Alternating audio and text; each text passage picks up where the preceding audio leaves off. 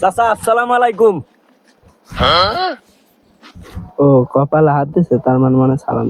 ওয়ালাইকুম আসসালাম। কাকু, আমরা ঢাকা গুনে আইছি। এই এলাকায় বলে বড় একটা হসপিটাল আছে, তাই আমরা ডাক্তারের ক্যাম্পিং করতে আইছি।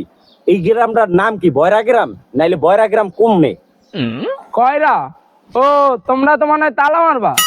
কয়রা তো বাবা এই গ্রামে পাইবে না। কয়রা লইতে গেলে বাজারে যাওয়া লাগবো।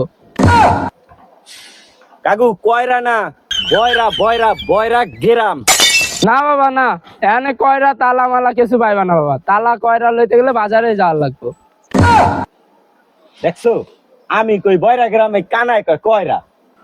ওস্তাদ পায়া গেছি। কি পাইছো? আপনার মনে আছে বসে যে কইছিলে যে বয়রা গ্রামে সব হালা রইলো বয়রা, তো এই হালা নির্গাত বয়রা। अबे साले। বাবা তোমরা কি কানাকানি করতেছো বাবা? তোমরা জানো এই গ্রামে সব মানুষ কিন্তু বয়রা। তোমাদের ভাগ্য ভালো যে আমার সাথে দেখা হয়েছে। আমি কিন্তু কানে একটু ভালো হইনি, এই কারণে তোমার কথা আমি বুঝি, আমার কথাও তোমরা বুঝো। দেখছো, হালায় বলে আমগো কথা হনে। আরে কাকু, আমরা কয়রার কথা কই না, আমরা বয়রার কথা কই। বয়রা গ্রাম কোনটা?